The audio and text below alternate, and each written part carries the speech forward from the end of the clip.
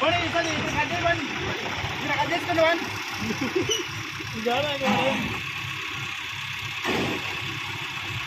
ముద్ద ఇక్కడ కదా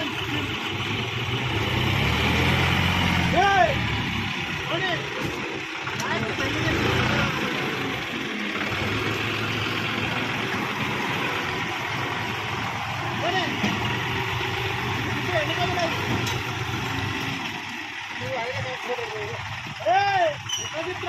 పని